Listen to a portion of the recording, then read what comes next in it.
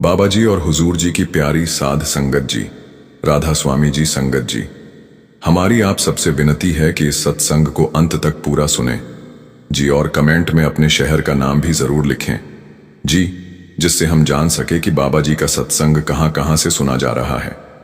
संगत जी, सत्संग के बाद हम आपको एक बहुत ही प्यारी साखी आपके साथ साझा करेंगे। कृपा उस साखी को भी जरूर सुने जी। संगत जी, अब आप बाबा जी का यह सत्संग सुनो। जब इंसान को और सब कुछ भुला के बैठ जाता है, बुराई उसमें है। इसलिए जिंदगी में हर एक चीज का एक दायरा है। हमने उस दायरे की पहचान करनी है। उस दायरे से ज्यादा हासिल करने की कोशिश करेंगे तो हमें दुख ही मिलेगा, कोई सुख नहीं मिलने लगा। तो इसलिए जिंदगी में हमने वो बैलेंस रखना है, दरमियान का रास्ता अपनाना है।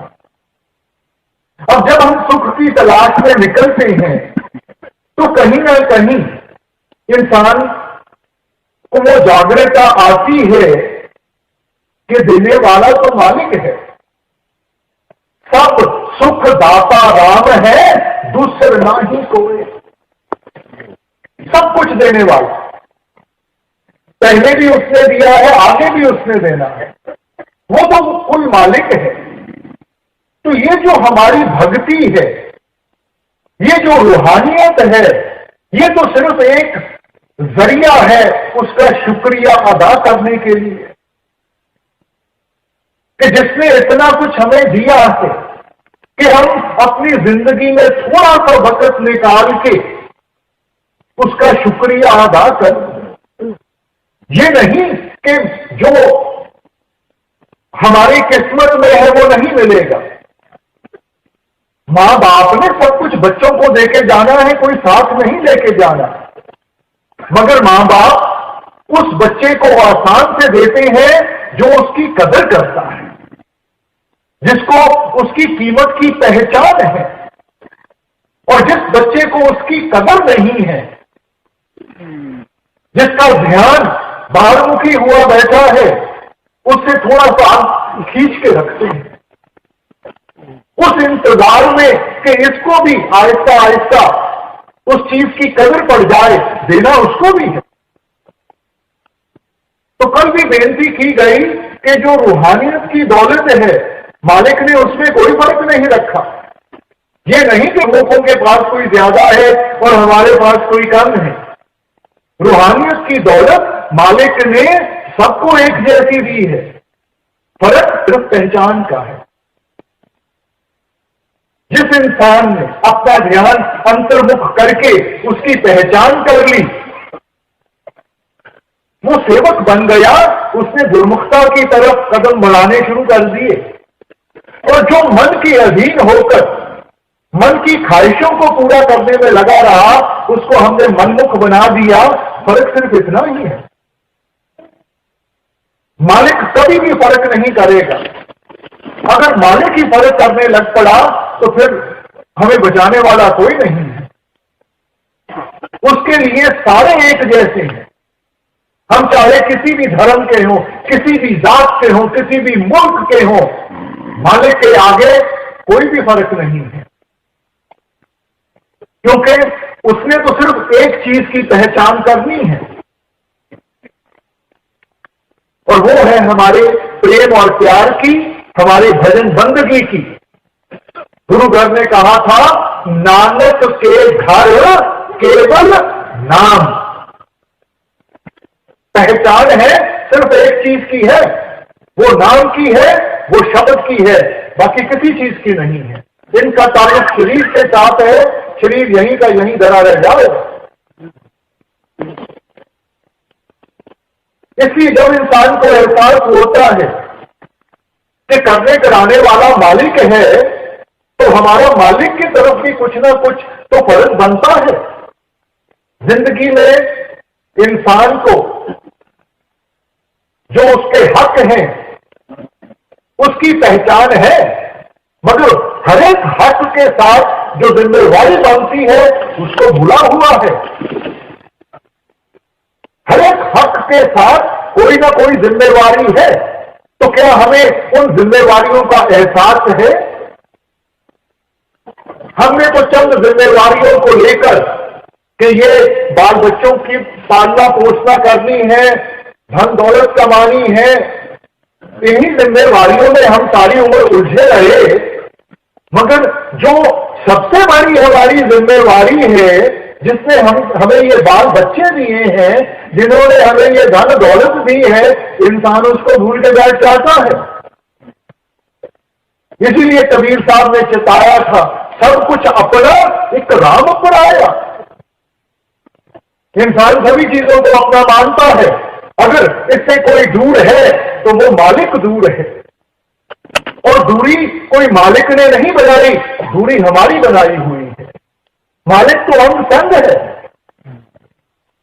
मोह मोहे न जाने दूर है, सतगुर सदा सदूर है।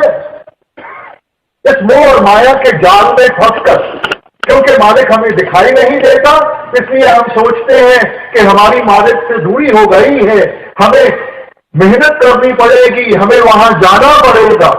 हमने कहीं नहीं जाना, क्योंकि मालिक हमारे अंदर है।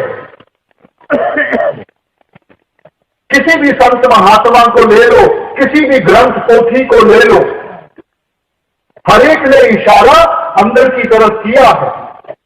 ये दो शास्त्रों ने इस देही को नारायणी देही कह के बयान किया है कि वो देही जिसमें नारायण खुद निवास सकता है। गुरु साहिबान ने फरमाया था, हरि मंदिर ये शरीर है, ज्ञान रतन प्रगट होए। हरि का सच्चा मंदिर, उसका सच्चा द्वारा कहीं बाहर नहीं है, वो हमारे अंदर है। और जब हम अंतर्मुख होंगे तब हमारे अंदर वो जागृता आएगी, तब हमें वो सच्चा ज्ञान हासिल होगा, जिसके साथ हम उसकी पहचान कर सकें और हम उसकी सच्ची भक्ति में लग सकें। ईसाई धर्म में भी क्राइस्ट फरमाया था, ye are the temple of the living God, कि आप खुद उस परमात्मा के जीते जागते मंदिर हो। मगर क्या इंसान अंदर से उसकी तलाश करता है कि बाहर मुखी हुआ बैठा है? जो चीज बाहर है नहीं तो वो हमें मिलेगी कहां से? इसलिए आपने समझाया, सब कुछ घर में, बाहर नहीं बाहर ढूंढे सो परम बुलाई। सब कुछ घर में, सब कुछ आपके अंदर है। वस्तु कहीं ढूंढे कहीं। अगर आपके घर में कोई चीज खोई हो तो जब तक अपने घर में नहीं तलाश करोगे, वो आपको कैसे हासिल होगी, कैसे मिलेगी? इंसान तो इतना बाहरमुखी हुआ बैठा है, बाहर के साधन अपनाए हुए हैं, बाहर के तौर तरीके अपनाए हुए हैं, मगर उनके साथ मन को झूठी तसल्ली मिल जाती है, मालिक की प्राप्ति नहीं होती, मुक्ति नहीं मिलती।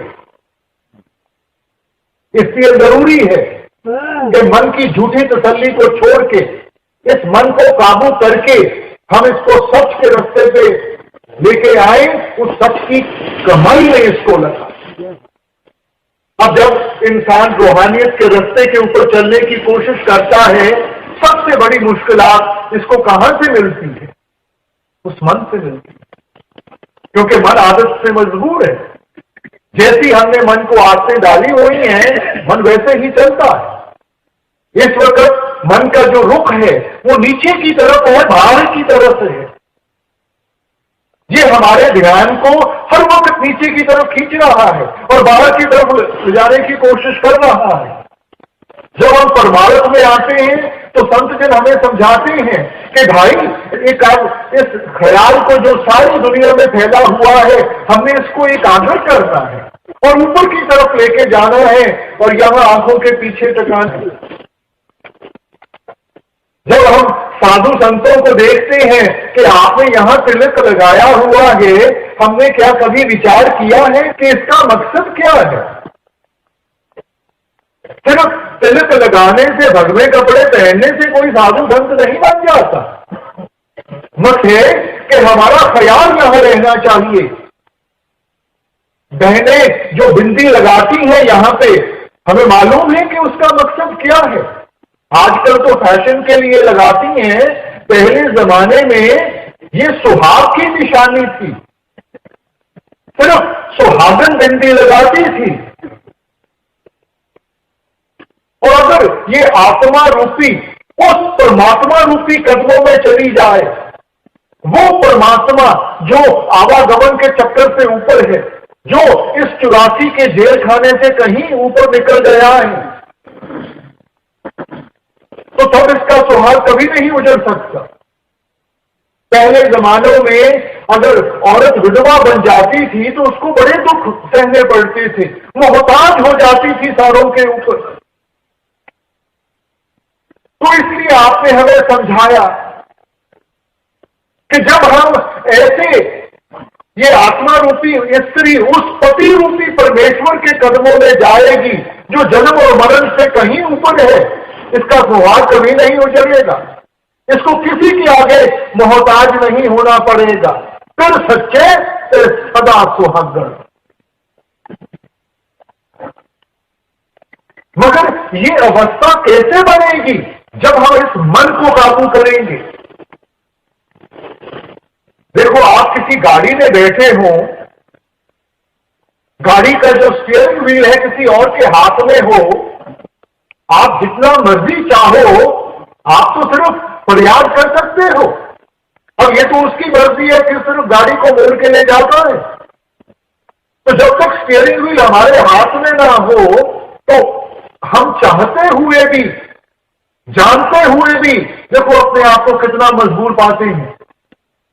तो क्या ये मन हमारे काबू में है? मन की क्या अवस्था है? ए मन मैला अंधा है किस आंख सुनावा।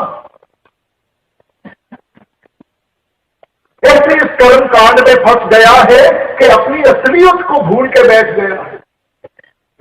और ये मैल कोई सिर्फ अब की नहीं है, जन्म जन्म की इस मन को मन लागी काला होया क्या। पता नहीं कितने जन्मों के ये कर्म इकट्ठे किए हुए हैं। देखो, घर में कोई बर्तन हो जिसमें रोज हम खाना बनाते हो, आहिस्ता आहिस्ता, और उसको बर्तन को कभी हम साफ ना करें तो क्या होगा? आहिस्ता आहिस्ता उस बर्तन के ऊपर गंदगी जमनी शुरू हो जाएगी। और कोई ऐसा वक्त भी आ जाएगा जब उसकी चमक हमें याद नहीं रहेगी, क्योंकि रोज उस गंदगी को देखते हैं तो हम ये समझना शुरू कर देते हैं कि यही इसकी असलियत है। मगर फिर कोई हमारे पहचान वाला आता है, हमें समझाता है कि भाई ये बर्तन इतना गंदा है, इसको कभी साफ भी कर लिया करो। अब उसको साफ करना शुरू करेंगे, एक सह गंदगी की निकलती है, नीचे एक और सह मिलती है, वो निकलती है, नीचे एक और सह मिलती है, क्योंकि इतनी देर महीनों महीने वो बर्तन साफ नहीं किया। अब हिम्मत छोड़ के बैठ जाएंगे तो वो बर्तन गंदे का गंदा रह जाएगा। मगर उसको रगड़ते जाएंगे, कहीं ना कहीं उसकी चमक सामने आ जाएगी। फिर इंसान को एहसास होता है ये गंदगी कोई और चीज है, वो चमक कोई और चीज है। इसीलिए महापुरुषों ने आकर मन की अवस्था हमें समझाते हुए आपने क्या फरमाया था? मन तू ज्योत स्वरूप है, अपना मूल पहचान। ये गंदगी इसकी असलियत नहीं है, ये तो ज्योत स्वरूप है, उस प्रकाश का हिस्सा है। अगर वो प्रकाश हमें दिखाई नहीं देता, वो सिर्फ इसलिए कि हम यहां कर्म कांड में आके फंस गए हैं और ये इतने कर्म इकट्ठे कर लिए हैं कि असल की पहचान ही नहीं रही। तो संत महात्मा, उनका आने का मकसद कोई हमारे से माथे झुकाने का नहीं है, हमारे से सिर झुकाने का नहीं है। उनका मकसद है समझाने का कि भाई आपकी असलियत क्या है। आप तो उस मालिक के घर से आए हो। इंसान उस वक्त तक ही आगे हाथ फैलाता है जब तक उसको अपने असल की पहचान ना हो। राजे का बेटा होकर अगर गली में भीख मांगता फिरता है क्योंकि उसको एहसास नहीं है कि उसका पिता कौन है, और जिस दिन उस चीज का एहसास होता है, फिर वो भीख नहीं मांगता, अपना हक मांगता। और वैसे ही रूहानियत के साथ हमने अपने अंदर वो जागरूकता लानी है कि हमारी असलियत क्या है। जब से इंसान आया है, यही प्रश्न में उलझा हुआ है कि मैं कौन हूं, मेरी असलियत क्या है। अंग्रेजी फिलोसोफर्स ने कह दिया, I think therefore I am. क्योंकि मेरी सोच है, उस सोच के साथ मैं कदम उठाता हूं, इसीलिए मेरा वजूद बना हुआ है। सोच कहां से आती है? मन से आती है। तो क्या हमारा दायरा वो मन तक ही सीमित रह गए? इसलिए हमने पहले तो ये पहचान करनी है कि हमारी असलियत क्या है। इस वक्त हमने तो इस शरीर को असलियत समझ के बैठे हुए हैं, क्योंकि इंसान जो कुछ भी करता है सिर्फ इस शरीर को संवारने के लिए करता है। असल को भूल गया।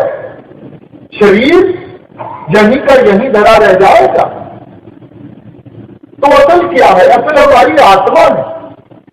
मगर सारे जीवन हम रात को सोते हैं, शरीर को आराम चाहिए। खाना खाते हैं, शरीर को ताकत चाहिए।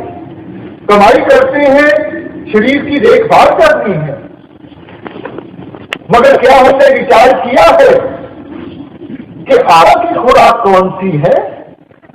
आत्मा को आराम कहां से मिलेगा? तो जो असल है उसको ऐसा भुला बैठा है, और जिस चीज में साथ नहीं लगना उसको संभालने में लगा हुआ है। तो संतों ने आकर हमें थोड़ा सा समझाने की कोशिश की कि भाई ये आपकी असलियत नहीं है। आपका एक और भी फर्ज बनता है जो उस आत्मा की तरफ है, जो उस परम आत्मा की तरफ है, परमात्मा की तरफ। मालिक ने अगर इंसान को उत्तम से उत्तम जामा दिया है तो किस लिए दिया है? मालिक हमें पेड़ पौधे भी बना सकता था, जानवर भी बना सकता था। हमारे और निचली जूनियों में क्या फर्क है कि मालिक ने इंसान को विवेक की ताकत दी है, वो सेंस ऑफ डिस्क्रिमिनेशन दिया है। आपने फरमाया था, 184 जून सभाई मानस को प्रभ दी बढ़ाई, इस पौड़ी से जो नर चूके सो आए जाए दुख पाएगा। 84 लाख जूनियां बनाकर इनको 2 हिस्सों में बांट दिया गया। एक कर्म जूनी है, दूसरी भोग जूनी है। जो इंसान की जूनी है वो कर्म जूनी है, बाकी जितनी भी जूनियां है वो भोग जूनियां है, भुगतान दे रही है। मालिक की बख्शिश हो, इन कर्मों के दायरे से आगे बढ़ सके, कर्म जूनी में पहुंच जाते हैं। मगर कर्म जूनी का मकसद क्या है? वो चेतावनी देते हैं, इस पौधे जो न चूके। उदाहरण देकर कि देखो एक सीढ़ी है, मान लिया जाए उसके 84 लाख स्टेप्स हैं, चढ़ते गए आखिरी स्टेप पे पहुंच गए हैं। थोड़ी सी मेहनत की, भक्ति की, सदा के लिए सीढ़ी से छुटकारा मिल गया। मगर आखिरी स्टेप पे भी आकर अगर हमारा पैर फिसल गया, पता नहीं कहां जाके जन्म मिलेगा, कहां जाके सहारा मिलेगा, उस समय में मालिक की भक्ति का मौका मिले ना मिले।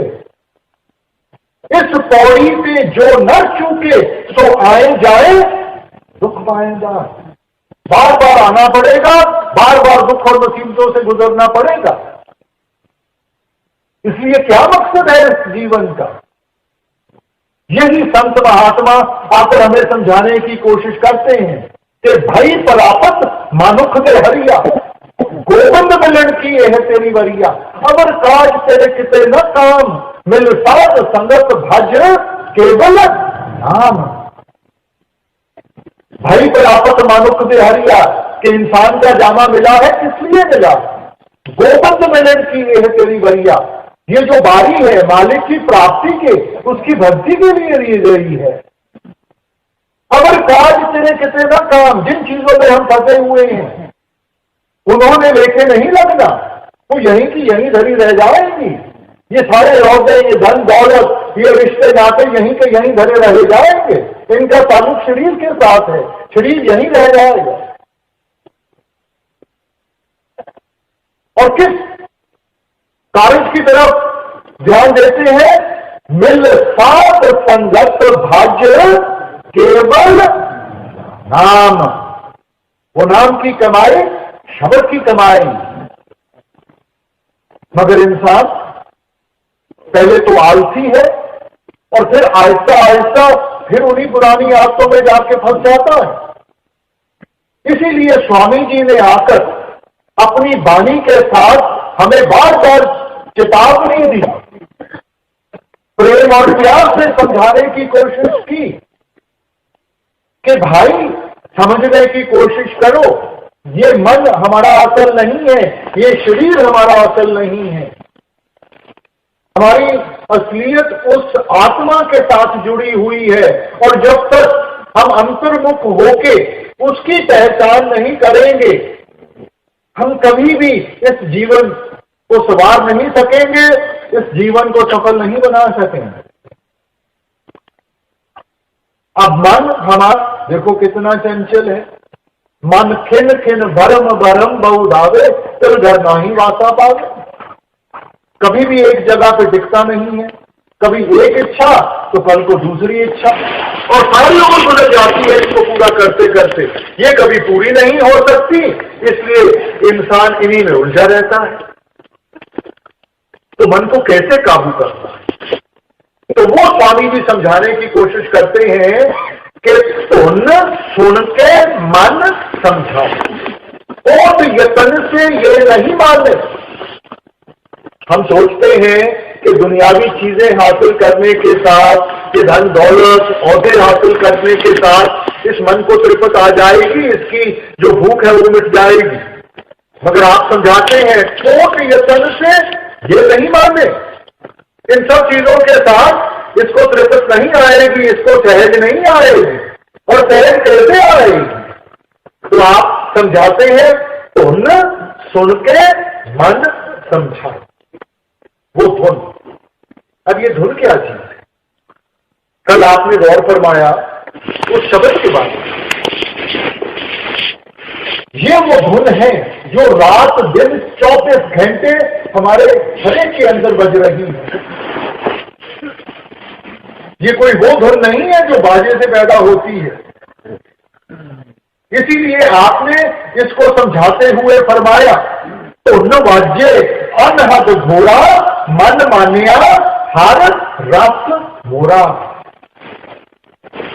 लफ्ज इस्तेमाल किया अनहद का, कि जो रात दिन 24 घंटे हमारे अंदर बज रही है, उस धुन को जब सुनेंगे उसकी मिठास हासिल होगी, तब ये दुनिया के रंग तमाशे फीके पड़ेंगे।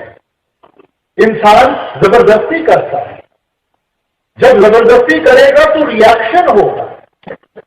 तो यहां परमार्थ में जबरदस्ती नहीं करनी, हमने बड़े सिस्टमैटिकली ये देखना है कि मन को कैसे हमने मालिक की भक्ति के साथ जोड़ना है।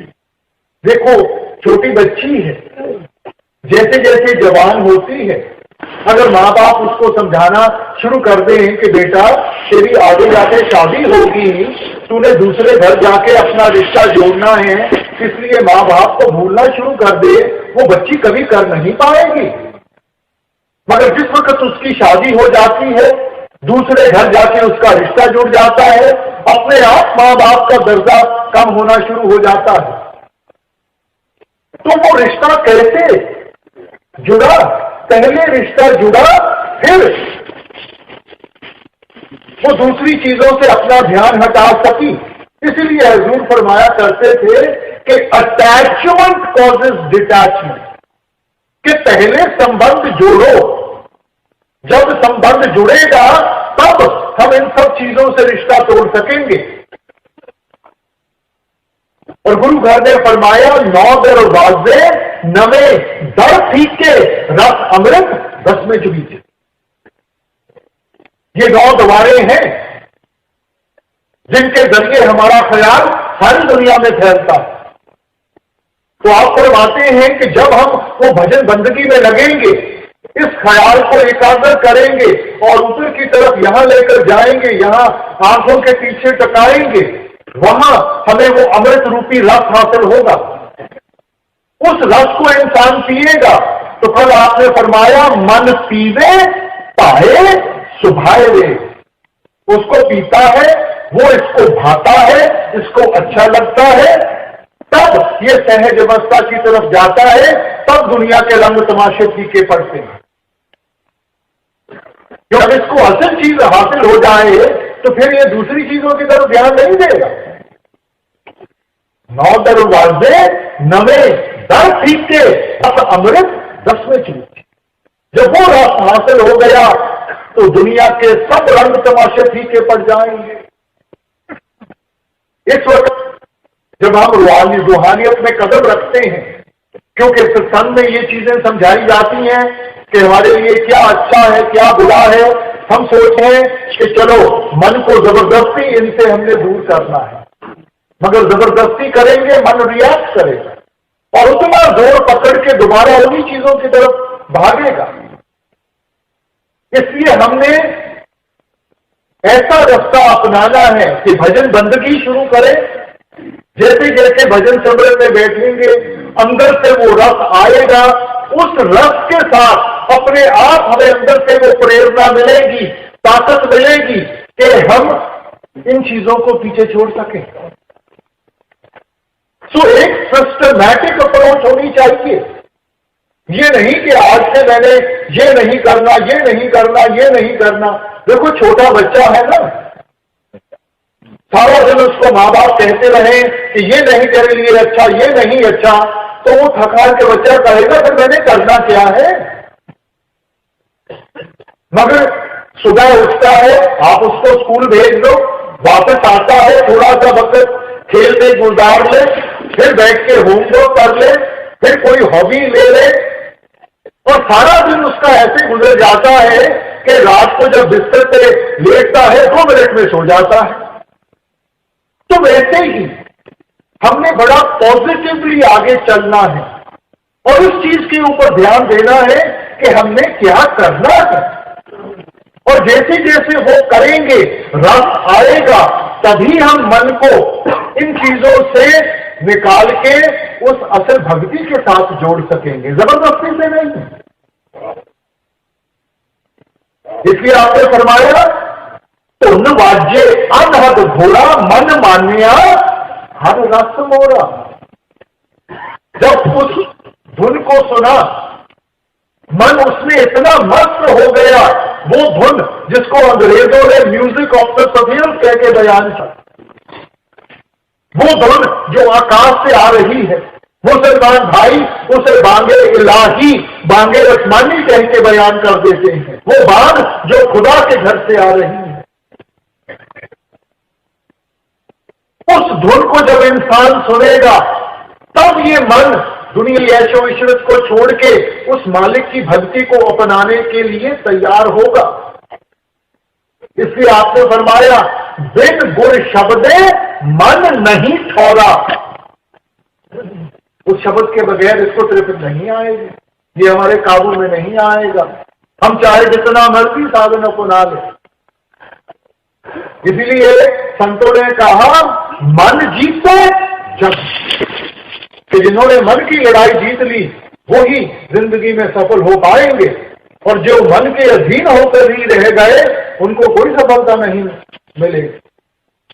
और कबीर साहब भी यही सोच हमारे सामने रखते हैं, कबीर मन मरकट भया नेक न धुन पते आए, सत नाम बांधे बिना जित पावे तित जाए। कबीर मन मरकट भया, नेक न धनपति आए। उस शब्द की पहचान नहीं कर पाया, उसके साथ अपने आप को नहीं जोड़ा। सत्य नाम बांधे देना, जब तक उस सच्चे नाम के साथ नहीं इसको बांधेंगे, जित पावे तित जाए। सारी दुनिया में भागता बढ़ेगा, अलग अलग चीजों को हासिल करने में लगा रहेगा।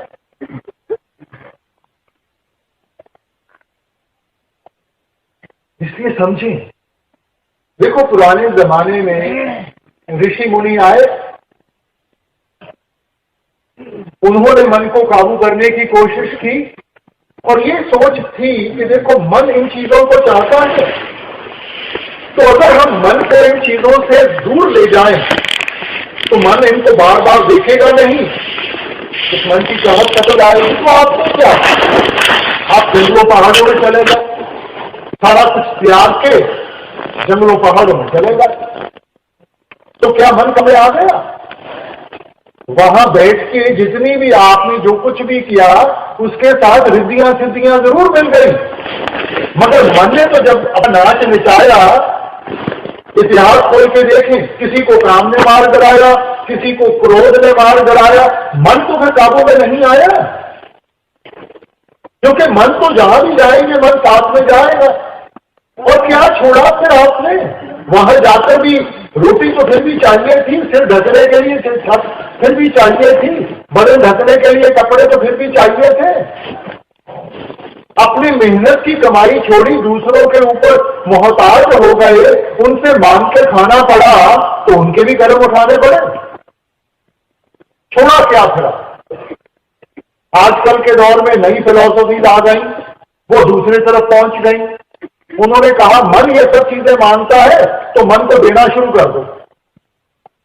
उनकी ये सोच थी कि कहीं ना कहीं तो मन इन सब चीजों से थक जाएगा। देखो छोटा बच्चा है ना, उसको कोई चीज पसंद है, उसको देते जाओ, वो खाता जाता है, कहीं ना कहीं पेट भर जाता है, मगर मन नहीं भरता, और खाएगा तो उल्टी आ जाएगी, फिर उस चीज को देखना दोबारा नहीं करता। मगर वो भी इस मन की ताकत को पहचान नहीं पाता, क्योंकि मन तो एक अंधा कुआं है। जितना मन को दोगे उतनी ही मन की चाहत और बढ़ेगी।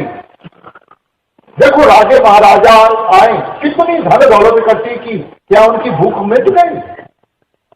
इतनी औरतों की जिंदगी बर्बाद कर दी, क्या उनकी प्यास खत्म हो गई? बड़े बड़े डिक्टेटर आए, उन्होंने सारी हुकूमत एक मुट्ठी में बंद करने की कोशिश की, क्या उनकी भूख मिट गई? मन की तो ऐसी अवस्था है कि जितना दोगे उतने उसकी प्यास और भूख और बढ़ेगी।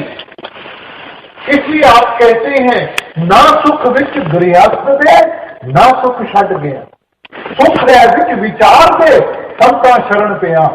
ना भोगी बन के और ना त्यागी बन के। भोगी बन के सोचेंगे मन काबू में आए, नहीं आएगा। त्यागी बन के सोचेंगे मन काबू में आएगा, नहीं आएगा, रिएक्शन होगा। इसलिए आप कहते हैं सुख है विच विचार दे। जब तक हम अपनी विचारधारा को ठीक रास्ते पे नहीं लाएंगे, इन चीजों को अच्छी तरह समझ नहीं पाएंगे, और ये सोची कहां से मिलेगी? आप आते हैं संता शरण पे, उन गुरुमुखों की संगत में जाकर वो हमें समझाते हैं, वो साधन बताते हैं कि हमें कैसे इस मन को काबू करना है और कैसे उस मालिक की भक्ति में अपने आप को लगाना है। मगर इंसान बाहरमुखी हुआ बैठा है, तो इंसान कौन कौन से साधन अपनाता है? तो स्वामी जी बड़ा सिस्टमैटिकली हर एक चीज को लेते हुए हमें समझाने की कोशिश करते हैं कि उसका दायरा क्या है और उसमें से हमें कितना है। जोगी जुगत कमावे अपनी, ज्ञानी ज्ञान कराई, तपसी तप कर थाक रहे हैं, जती रहे जतलाई। अब स्वामी जी फरमाते हैं जोगी जुगत कमावे अपने। तो क्या भग में कपड़े डाल के कोई जोगी बन जाता है? कोई यहां तिलक लगा के वो जोगी बन जाता है? तो जोगी कैसे बनना है? आप कहते हैं जोग ना पगमी कपड़ी, जोग ना मेरा वेश, घर बैठे हैं जुगत पाइए सतगुर का उपदेश।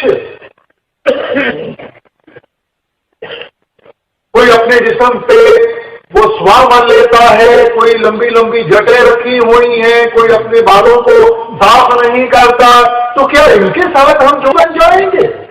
क्या मालिक को हमारी गंदगी पसंद है?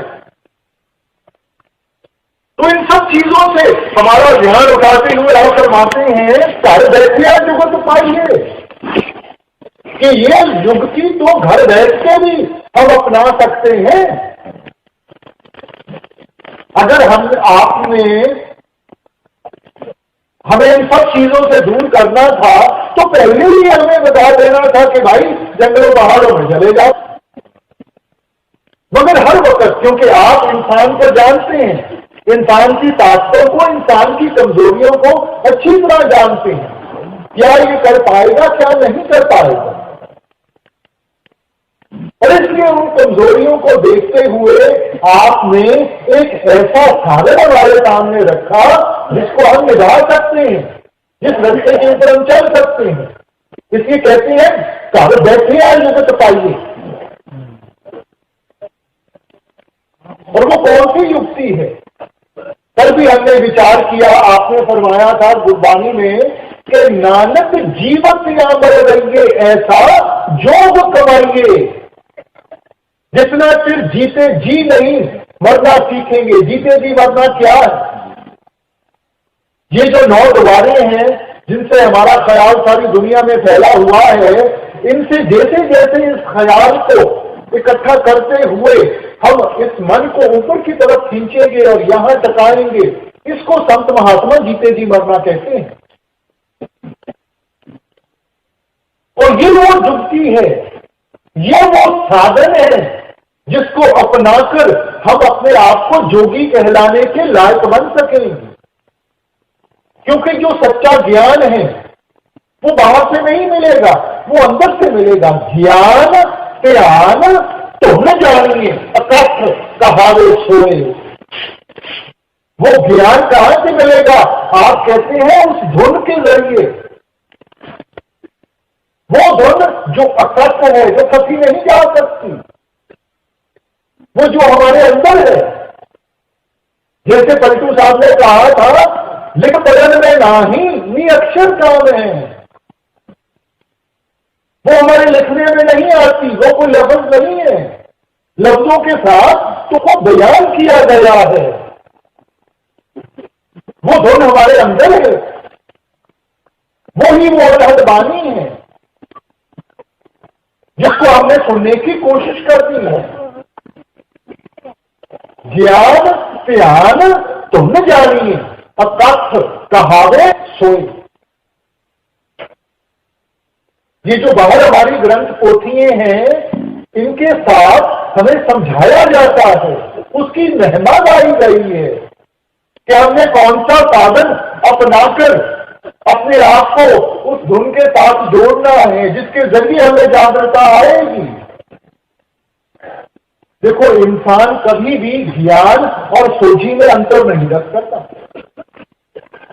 ग्रंथों पोथियों को पढ़ने के साथ हमें ज्ञान मिलता है, मगर ज्ञान और सोझी में बहुत अंतर है। आजकल इंटरनेट का दौर है, एक बटन दबा के जितना मर्जी ज्ञान चाहो वो आपके सामने आ जाएगा, मगर वो सारा ज्ञान हासिल करके क्या इंसान ने अपने आप को बेहतर बना लिया? हम तो फिर भी उन उलझनों में फंसे हुए हैं, हम तो फिर भी उस गंदगी में जुड़े हुए हैं। वो सिर्फ इसलिए कि हम ज्ञान के दायरे में फंसे हुए हैं। इसलिए आपने कहा ज्ञानी बूझे कुआं पड़े पलटू चलेगा देख, मन माया में मिल गया मारा गया मिले। ज्ञान के साथ इतना अहंकार आ जाता है, अपने आप को गुणी ज्ञानी बना के बैठ जाते हैं, आगे पड़ा हुआ पत्थर नहीं दिखता, ठोकर लगती है और मुंह पर में जाकर गिरते हैं। हमें वो ज्ञान चाहिए जिसके साथ हमारे अंदर निर्मलता आएगी, हमारे अंदर निर्मलता आएगी, हमारे अंदर से वो अहंकार जाएगा। देखो, रावण एक टीकाकार पंडित था, जिसकी कोई कमी नहीं थी। ये जो उसके इतने सिर दिखाए जाते हैं, ये बड़ी चीज सिंबॉलिक थी कि इतने सिरों जितना उसके पास ज्ञान था, मगर सारा ज्ञान किस काम आया? मन ने तो जब अपना नाच नचाया, आज तक हम उसका पुतला बना के जलाते हैं, क्योंकि सिर्फ ज्ञान के साथ जागृता नहीं आती। जब उस ज्ञान को हम करनी के साथ जोड़ेंगे, फिर उसका अनुभव होगा, फिर हमें एहसास होगा सच क्या है, झूठ क्या है। आम सत्संग में हमें समझाया जाता है कि देखो, अगर मैं कोई मिठाई लेकर आपके सामने रख दूं और मैं कहूं कि दुनिया में सबसे मीठी चीज है, मेरा मान आदर करते हुए आप सिर हिला देंगे, मगर क्या मन से भ्रम चले जाता है? मन में फिर भी कहीं ना कहीं वो डाउट रहता है कि पता नहीं सबसे मीठी चीज है कि नहीं। अब वही मिठाई को हम उठा के चख लें, तब हम पूरे विश्वास के साथ कह सकते हैं कि ये सबसे मीठी चीज है कि नहीं है। नतीजे के ऊपर कैसे पहुंचे? जब हमने करनी का रास्ता अपनाया। इसलिए आपने फरमाया, बिन चाखे साध ना चाहते, चखते नहीं, स्वाद नहीं पता, स्वाद नहीं पता, निभा नहीं पाएंगे, प्रेरणा कहां से मिलेगी? इसलिए ये सिर्फ बाहर के ज्ञान की बात नहीं है। बाहर के ज्ञान से हमें पता चलता है कि हमने क्या करना है। जब उसको करेंगे, उसका अनुभव होगा, तब हमारी विश्वास की नींव बनेगी। ये जो हम सोचते हैं कि जी ठीक है, मैंने सत्संग सुन लिया, मैंने किताबें पढ़ ली और इसके साथ मेरे को समझ आ गई, नहीं आएगी, मन डोल जाएगा। कभी भी कोई मुसीबत आई, कोई मुश्किल आई, मन वहीं का वहीं डोल जाएगा।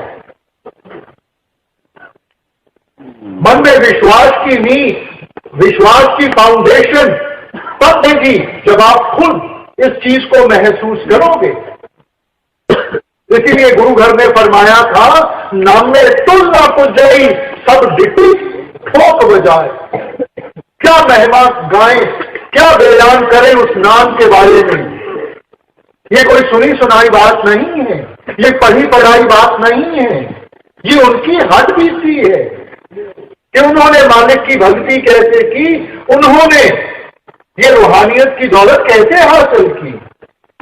और हमें भी वही प्रेरणा देते हैं कि भाई, ये बाहर के ज्ञान को छोड़ के ये अंदर के ज्ञान की तरफ ध्यान करो। उस करनी से विश्वास बनेगा, जब आपको खुद अनुभव होगा, खुद एक्सपीरियंस होगा। इसलिए वाणी में आपने बड़ा सिस्टमैटिकली इस चीज को समझाया है। आप कहते हैं, गुण ज्ञान अंजन सच नेत्री पाया, अंतर चानन अज्ञान अंधेर गवाया। इस वक्त इंसान अज्ञानता के अंधेरे में बैठा है और अंधेरे में इंसान को ठोकर लगेगी लगेगी। बाबा जी की प्यारी साध संगत जी, राधा स्वामी जी संगत, अब आप ये साखी सुनो संगत जी। हालात जो होते हैं इंसान से बहुत कुछ करवा देते हैं। जब हम गुरु की राह पर चलते हैं तो हमें भड़काने वाले भी बहुत मिलते हैं, गलत राह दिखाने वाले भी बहुत मिलते हैं। जब इंसान की किस्मत अच्छी होती है, उसके पास धन दौलत होती है, पैसा होता है, शोहरत होती है, वह इंसान तो शायद इन बातों में कभी ना आए। लेकिन जो इंसान बहुत गरीब होता है, पता नहीं अपना कैसे गुजारा करता है। अगर बाहर लोग उनको भड़काने वाले मिल जाए तो वह अपने गुरु को कैसे छोड़ते हैं और क्या करते हैं। संगत जी, एक भाई था जिसने सदगुरु से भजन सिमरन लिया हुआ था। गरीबी भी बहुत थी। गरीबी इतनी थी कि जो भी वह भाई काम करता था, कामयाबी मिलती ही नहीं थी। 2 छोटे छोटे बच्चे थे, वाइफ थी, माता पिता थे। घर का गुजारा करना भी मुश्किल हो गया था। बाबा जी के आगे अरदास किया करते थे, बाबा जी पता नहीं मेरे कौन से कर्म हैं, मैं कोई भी काम करता हूं तो उसका फल मिलता ही नहीं। भजन सिमरन पर भी बैठते थे तो मन लगता ही नहीं था। ऐसे ही समय गुजरता जा रहा था। जब कहीं बाहर जाता था, आस पड़ोस के लोग एक ही बात कहते थे कि भाई, तेरी जो गरीबी की सबसे बड़ी रुकावट है वह तेरा गुरु है। क्योंकि जिस गुरु को तू मानता है, जिस गुरु की सेवा के लिए जाता है, जिस गुरु के सत्संग में जाता है, लोगों से उधार पैसे मांग मांग के तू सत्संग सुनने के लिए जाता है, उस गुरु ने आज तक तुझे दिया ही क्या है? भिखारी बनाकर रख दिया है तुझे। अगर तेरे गुरु में इतनी ताकत होती, इतनी पावर होती, तो शायद आज तू कुछ का कुछ होता। इतने सालों से हम तुझे देख रहे हैं, एक दिन का भी तेरा नहीं बढ़ा, बल्कि और गरीबी आती जा रही है। उस गुरु को छोड़ दे और आस पड़ोस जाकर देख, लोग कहते कैसे खुशी से जी रहे हैं, क्योंकि वह उस गुरु को मानते ही नहीं है। अब जब इंसान को कोई चार लोग भड़काने वाले मिल जाएं, गलत राह दिखाने वाले मिल जाए, एक तो इंसान वैसे ही इतना दुखी हो तो उसे कुछ भी समझ में नहीं आता। अब ऐसे ही चलने लगा। लोग उसको बातें करने लगे कि तेरे गुरु की वजह से ही आज तू यहां पर है। ऐसे ही समय बीतता जा रहा था। अब उस भाई ने भजन सिमरन पर बैठना छोड़ दिया। अपने गुरु को पूरा भला कहने लगा कि तू गुरु है ही नहीं। सच कहते हैं लोग, अगर तू गुरु होता तो आज मेरी यह जिंदगी नहीं होती। सेवा पर भी जाता था, सत्संग पर भी जाता था, कर्जा उठा उठा कर जाता था, लेकिन तेरे घर मेरे लिए रहम है ही नहीं। बहुत रोता था। उस भाई ने कहा कि आज से तू मेरा गुरु ही नहीं है, मैंने तुझे छोड़ दिया। अब गुरु गुरु तो सब जानता है कि आगे क्या होना है और क्या नहीं होना। वह कभी किसी का बुरा नहीं करता। अब वह जो भाई था, वह घर से कामकाज के लिए निकल गया कि बाहर जाऊंगा, कहीं कामकाज मिलेगा। कामकाज भी के लिए भी निकला। धागे तबों के चक्करों में भी पड़ गया। जो भी सयाने मिलते कहते, तेरे पर तो किसी का किया कराया ही है, बहुत बड़ी रुकावट है, यह काम कर ले, तेरा काम चल जाएगा। बाहर भी काफी समय भटकता रहा। कोई काम मिलता था, थोड़े बहुत पैसे मिलते थे, फिर छूट जाता था, फिर कहीं काम करता था, फिर छूट जाता था, रोता था, बिलखता था और गुरु से एक ही फरियाद करता था कि तू गुरु नहीं है। आज जो कुछ भी हूं, मैं बस तेरी वजह से हूं। अगर तू मेरा साथ देता तो शायद आज मैं कुछ का कुछ होता। गुरु को ही भूल गए। एक पैसे के लिए भटक भटका के अपने घर आ गया।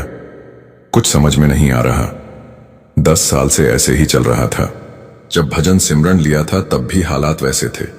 10 साल हो गए, हालात वैसे के वैसे ही थे। बच्चे भी थोड़े बड़े हो गए, उनको भी पढ़ाना लिखाना था। बहुत परेशान रहने लगा। उस भाई का जो सत्संगी दोस्त था, वह उस भाई से कहने लगा कि भाई, तू तो ना तो सत्संग पर दिखता है, कहीं ना ही अब सेवा पर जाता है, तू रहता कहां पे है? तो वह भाई कहने लगा, कौन सा सत्संग, कौन सी सेवा, कौन सा गुरु? मैं किसी गुरु को नहीं जानता, मुझे उस गुरु तूने दिया ही क्या? एक गरीबी लोगों की बातें। लोग मुझे देखकर इतनी बातें करते हैं कि तेरे गुरु की वजह से ही सारा कुछ हुआ है। वह सत्संगी भाई कहने लगा कि तू कैसे वहमों भ्रमों में पड़ गया है, और ये तूने गले में क्या पहना हुआ है? तो वह भाई कहने लगा, जे मुझे किसी ने तबीज दिया है कि तेरा काम सही चलेगा, और हाथों में भी तूने इतने धागे बांधे हुए हैं। तो वह भाई कहने लगा, सब मैंने अपने कामकाज के लिए किया है। सत्संगी भाई कहने लगा, कामकाज चल गया है। वह भाई कहने लगा, चलेगा, थोड़ा टाइम लगेगा। तो सत्संगी भाई कहने लगा, टाइम भी तो होगा, कुछ उसने टाइम बताया। तो सत्संगी भाई कहने लगा, ठीक है, इतने दिनों के बाद मैं तुझे फिर मिलूंगा, तू अपना मन खुश कर ले। समय वैसे ही चलता रहा रफ्तार से, लेकिन कामकाज तब भी कुछ नहीं हुआ।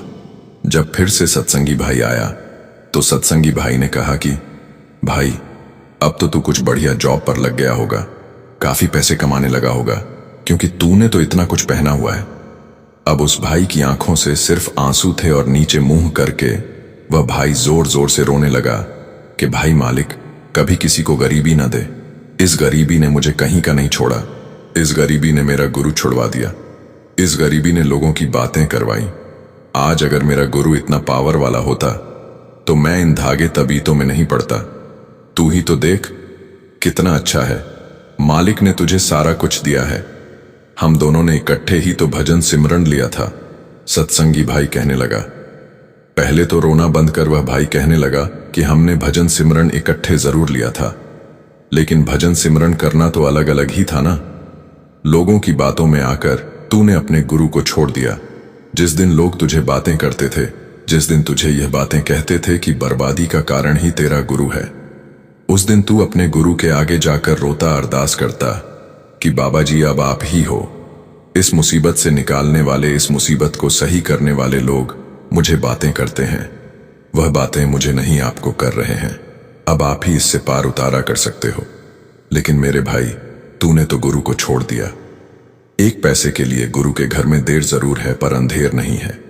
यह जो हम सब काम कर रहे हैं, यह हमारे कर्मों के हिसाब किताब है।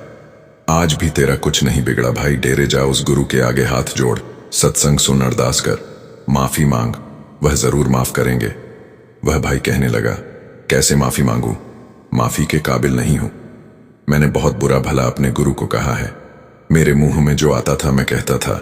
सत्संगी भाई कहने लगा, वह हमारा गुरु तो है ही, पर पहले हमारा पिता है। बच्चे अपने पिता से नाराज हो जाते हैं, उन्हें बहुत कुछ कह देते हैं, पर पिता अपने बच्चों से कभी नाराज नहीं होता। वह भी हमारा पिता है। जब तू दिल से उन्हें मनाने की कोशिश करेगा, उस पर सारी डोरे छोड़ देगा, तो देखना तेरे मालिक कैसे कार्य संवारते हैं। अब उस भाई ने वैसे ही किया। डेरे गया, वहां जाकर सत्संग सुना, बाबा जी को देखकर बहुत रोया।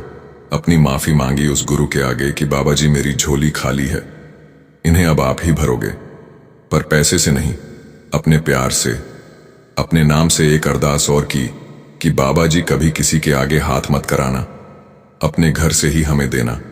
इतना तो दे कि हम कभी किसी के आगे हाथ ना करें। अरदास की, बाबा जी के आगे सेवा की। 1-2 दिन वह भाई वापस आ गए। कोई कामकाज तो अभी था नहीं, अभी अपने घर पर ही आया, तो उसका जो सत्संगी दोस्त था वह उस भाई के घर आया। अब वह जो भाई था वह भी बहुत खुश अपने सत्संगी दोस्त के गले लग गया और अपने दोस्त से कहने लगा कि आज ना मैं बहुत खुशी महसूस कर रहा हूं। आज मेरे पास पैसा नहीं है, ना कोई नौकरी है, लेकिन आज मैं अपने गुरु के दर्शन कर कर आया हूं। पता नहीं गुरु ने मेरे में कौन सी पावर भर दी है, कौन सी खुशी भर दी है। सत्संगी भाई कहने लगा, उसने तो तेरी झोलियां ही खुशी से भर दी हैं। तू मालिक की तरफ एक बार अरदास की है ना, उसने भी तेरी फरियाद, तेरी अरदास अधूरी नहीं छोड़ी। सत्संगी भाई ने कहा, मेरा एक दोस्त है, उसका मुझे फोन आया था कि अगर कोई तुम्हारे पास कोई लड़का कोई अच्छा है कामकाज के लिए तो हमें जरूरत है। तो मैंने उससे कहा कि कोई बात नहीं, मेरे पास एक बहुत अच्छा एक लड़का है, मेरा बहुत ही अच्छा दोस्त है, मैं उसको लेकर आऊंगा। अब जैसे जैसे मैं तुम्हें समझा रहा हूं, वैसे वैसे ही वहां जाकर बात करना बहुत अच्छी। वह तुम्हें सैलरी देंगे, वह वहां पर फैक्ट्री है, फैक्ट्री में तुम्हें काम देंगे। क्या काम देंगे वहां जाकर पता लगेगा। लेकिन घर तुम रोज नहीं आ सकते हो, हफ्ते में आ सकते हो, 2 हफ्ते में आ सकते हो। वह भाई कहने लगा, कोई बात नहीं, काम अच्छा होना चाहिए। वह दोस्त जो था उस भाई को लेकर वहां पहुंच गया। जब मालिक रास्ते खोलता है तो पता भी नहीं चलता। उस भाई का इंटरव्यू हुआ, वह पास हो गया। उस भाई को अच्छी जॉब पर उन्होंने रख लिया। दिन का काम था। अब वहीं पर ही वह भाई रहने लगा जहां पर रहता था। रात को जिन लोगों के साथ रहता था, सारा दिन वह भाई काम करता था। रात को अब उस भाई ने अपने गुरु का जो भजन सिमरन था फिर से शुरू कर दिया कि मेरे गुरु ने मेरी फरियाद सुनी। भजन सिमरन भी इतना पक्का हो गया कि 2-2, 2.5 घंटे, 3-3 घंटे, कभी कभी तो इतना टाइम निकल जाता था कि उसको भी पता नहीं लगता था। इस चीज को देखकर जो उनके साथ में रहते थे वह बहुत खुश हुए कि देखो ये भाई सारा दिन ईमानदारी से काम करता है, हमारे जैसे तो रात को सो जाते हैं, और ये भाई भजन सिमरन पर बैठता है। उसे पूछा कि आप किस गुरु को मानते हो, बताया कि नाम लिया हुआ है। अब वह जो साथ में थे, उन्होंने जो ऑफिस वाले थे, जो बड़े थे, जो मालिक थे, उनसे बात की कि यह तो बहुत ही ईमानदार लड़का है। अब जो मालिक थे वहां के, उन्होंने कहा कि तुम्हारे घर में कौन कौन है? उन्होंने कहा बच्चे हैं, वाइफ है, माता पिता हैं, तो बच्चे पढ़ते हैं। तो वह भाई कहने लगा कि बच्चे छोटे से स्कूल में पढ़ते हैं, क्योंकि मेरे पास इतना पैसा ही नहीं कि मैं उन्हें अच्छे स्कूल में पढ़ा लूं। तो मालिक कहने लगा कि कोई बात नहीं, तुम अच्छे स्कूल में उनका एडमिशन करवाओ, जो उनका आगे भविष्य अच्छा बने। फीस हम लोग देंगे, सैलरी की चिंता बिल्कुल मत करना। अभी तुम 6 महीने काम करो, उसके बाद हम तुम्हारी सैलरी भी बढ़ा देंगे, लेकिन बच्चों का सारा खर्चा हम लोग उठाएंगे। जब उस भाई ने यह बात सुनी तो उस भाई की आंखों से सिर्फ और सिर्फ आंसू थे कि जिस गुरु को मैं इतनी बातें करता था, लोगों ने मुझे मालिक के बारे में इतना भड़काया, आज उसी गुरु ने मेरी बाह पकड़ी, मेरा हाथ पकड़ा और मेरे सारे कामकाज 1 सेकंड में ही संवार दिए। वह क्या नहीं कर सकता।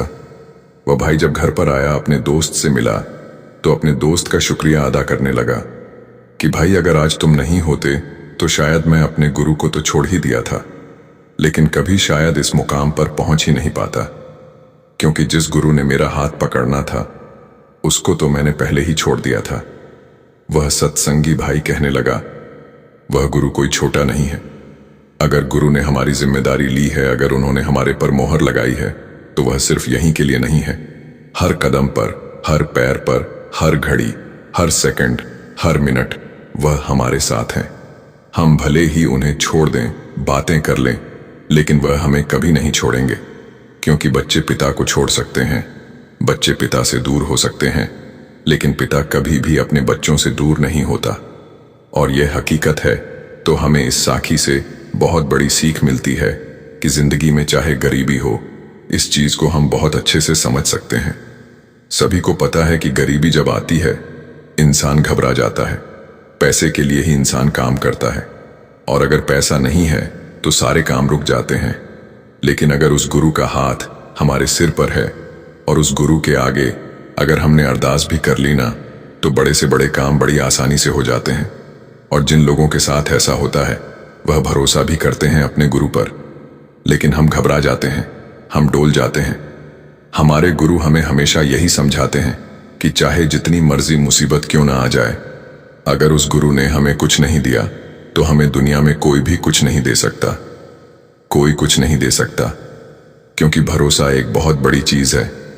जिस दिन हमने उस भरोसे को पा लिया, उस विश्वास को पा लिया, उस दिन तो हमें किसी चीज की कमी ही नहीं रहेगी। लेकिन हम छोटी सी बात पर अपने गुरु को ही छोड़ देते हैं। हम उस गुरु को छोड़कर कहां जाएंगे? कौन है हमारा? जो बातें हम गुरु से कह लेंगे वह हम किसी से नहीं कह सकते। बाकी हमें दुनिया में चाहे जो मर्जी कोई कहता रहे कि तुम्हारा गुरु तुम्हें देता ही क्या है, तुम्हारे पास है ही क्या है, तो हमें किसी की भी बात नहीं सुननी चाहिए, क्योंकि जो गुरु जो हमें मिल चुका है वह शायद बहुत ही कम जीवों को मिलता है। और वह क्या है? भजन सिमरन की दात। यह सबसे अमीरी है जिसे भजन सिमरन मिल गया है, क्योंकि सारा कुछ यही का यही रह जाना है तो सिर्फ एक साथ में गुरु का नाम, भजन सिमरन, सिर्फ और सिर्फ गुरु, बाकी सब यही का यही ढेर हो जाना है। तो हमें अपने गुरु पर भरोसा रखना चाहिए, विश्वास रखना चाहिए, कभी भी गुरु से कोई भी मनमुटाव नहीं करना चाहिए। साध संगत जी, ऐसी ही रूहानी साखियां, सत्संग सुनने के लिए हमारे चैनल को सब्सक्राइब जरूर करें और कमेंट बॉक्स में राधा स्वामी जरूर लिखें। आप सभी को प्यार भरी राधा स्वामी जी।